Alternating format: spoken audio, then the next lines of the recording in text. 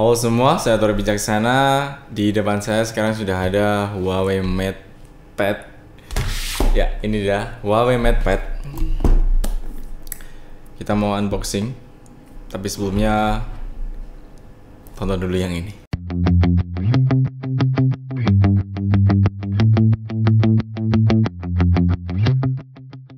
Ya, ini kita baru datang ya, Huawei MatePad ukuran 10,4 inch. Terus kita juga dapat soft case-nya dari Huawei. Boxnya terlihat sangat sederhana sekali, tidak ada elemen-elemen yang sangat ditonjolkan kecuali logo Huawei di sebelah sini. Kemudian sound-nya dari Harman Kardon, Wi-Fi-nya Wi-Fi ke-6 tersertifikasi, dan tidak ada yang lebih istimewa lagi. Juga sudah ada apps galerinya dari Huawei.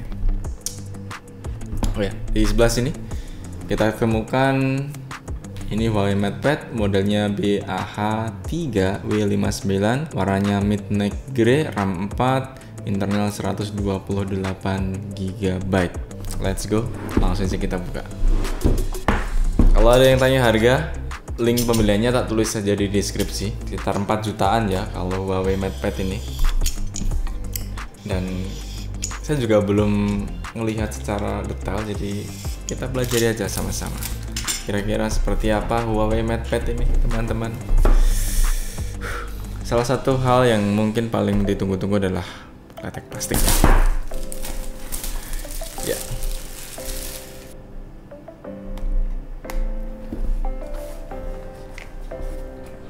Yes, this is it. Huawei MatePad. Boxnya lumayan enak banget, bisa buat bekal makan siang. Bercanda. Oke, ini dia unitnya.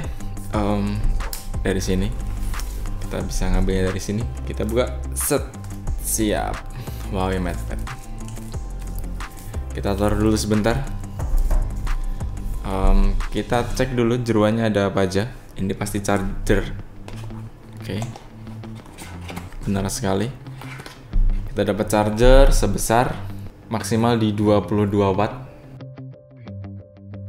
Ini paling kecil di 10 dan maksimal di 22,5 watt.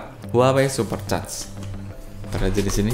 Terus kalau dari sini kelengkapannya ada kabel USB, MOS, sama buku identitas. Kita cek aja apakah benar. Dapat SIM ejector juga. Terus kita buka. Oh, berarti ini bukan MOS ya? Salah saya. Aku kira ini MOS loh. Ternyata SIM ejector, bos. Kita ketipu. Oke. USB-nya Type-C. USB Type-C. Terus kartu garansi jelas. Juga kartu petunjuk. Saya penasaran nih, jarang-jarang banget saya buka kartu petunjuk kan. Tapi oke lah, siapa tahu ada hal-hal yang mungkin perlu kita ketahui di sini. Ternyata emang nggak ada, cukup sederhana sekali Huawei MatePad ini. Dan yang pasti lagi kita dapat dongle USB to jack audio 3,5 mm. Kita masuk ke unitnya. Lumayan berat ya. This is it. Huawei MatePad BH3W59 sound by Harman Kardon, dan ini sangat cukup sederhana sekali tapi menarik. Kalau kita perhatikan ini kayak iPad ya, iPad seri berapa saya nggak tahu. Yap, kita cek dulu seluruhnya. Yang pertama, keyboardnya USB Type-C, speakernya ada 2 kanan kiri. Terus ini yang agak berlebih adalah di sini 1, 2, 3, 4 ini mic ya, micnya 4, lumayan besar banget. Dan karena ini hadapnya sini ya, ini landscape ya, bukan kayak begini, tapi landscape. Terus kameranya 8 megapiksel dengan 1 lampu flash tambahannya. Warnanya menyenangkan sekali, logo Huawei-nya ada di sebelah sini, tengah banget. Saya berpikir kenapa dia nggak pakai simbolnya ya, malah pakai tulisannya, padahal kayaknya lebih menarik kalau dikasih simbolnya. Terus di kamera depannya ini, kameranya resolusinya sama dengan yang di belakang, artinya ada 8 megapiksel. Terus resolusi layarnya ini di 2K. Menarik banget. Aku penasaran untuk segera nyalain, tapi sebelum nyalain saya mau cek dulu. Potnya ini single sih sebetulnya. Nah, yang perlu diketahui adalah teman-teman lah ya, ini bukan SIM untuk kartu loh ya, tapi ini untuk tambahan slot kartu SD. Nah, sebagai informasi untuk yang versi globalnya, si MatePad Huawei ini dia dikasih SIM card. Kalau di Indonesia itu nggak ada, hanya kartu memori untuk tambahan internal kita. Bang, itu prosesornya apa? Prosesornya si Huawei MatePad ini pakai Kirin 820. Kalau dibandingkan dengan Snapdragon seri 7 ini lebih unggul sedikit lah. Oke, mari kita nyalakan untuk yang pertama kalinya si Huawei MatePad. Dirawat ya teman-teman, beratnya itu nggak ada 1 kilo lebih, tapi serasanya saya ngerasa aku itu kayak 1 kilonan itu, padahal cuman 460-an. Untuk baterainya ini sebesar 7250 mAh, lumayan gede ya, dan ini bagiku itu relevan, cocok sesuai dengan layarnya yang segini, 10,4 in loh bro. Nah, bahasanya ini agak menarik, ternyata kita bisa pilih bahasa Jawa, bahasa Indonesia, dan lain-lainnya. Kata bahasa Jawa nanti biar diganti sama yang punya Huawei MatePad-nya sendiri. Tapi agak aneh juga sih kalau misalnya kita pakai bahasa Jawa. Oke, kita pakai bahasa Indonesia dan kita mulai. Terus kita setting-setting sebentar.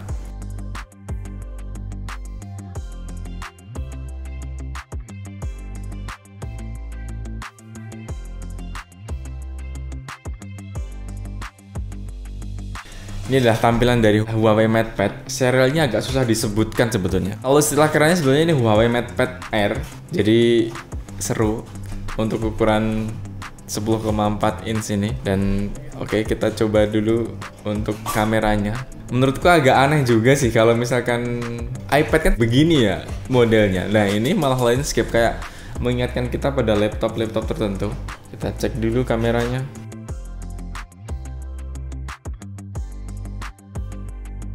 Terus videonya, rasio aspeknya ini bisa full atau 16,9.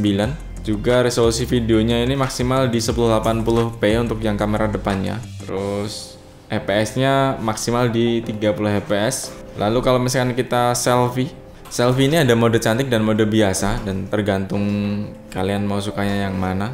Untuk resolusinya masih sama 1080p juga di lajur 30 fps. Kita coba untuk selfie ya.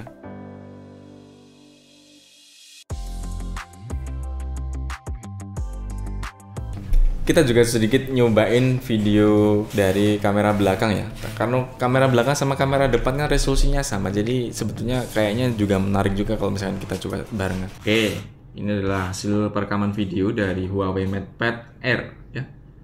Zoomnya kita coba, menarik sampai berapa kali nih?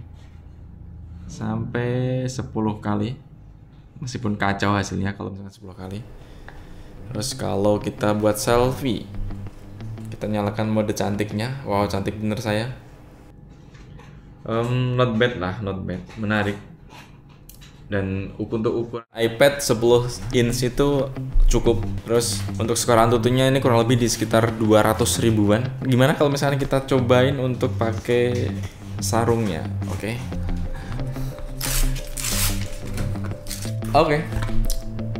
Ini langsung ya original dari Huawei, memang pasangannya dari Huawei MatePad Air ini. Kita coba pasangkan dulu, cuman kita belum beli keyboardnya, jadi kita nggak bisa nyobain kayak gimana, dan mudah untuk dipasang, plug-innya sangat mudah sekali. Sekarang saya ngerti fungsinya kenapa si Huawei MatePad Air ini kita bikin landscape ya, meskipun agak jarang banget. Bahkan kalau misalkan saya tahu yang iPad itu dia pasti portrait, meskipun nanti kita bisa landscape juga. Menarik, surface-nya juga asik, lentur, menyenangkan untuk dipakai.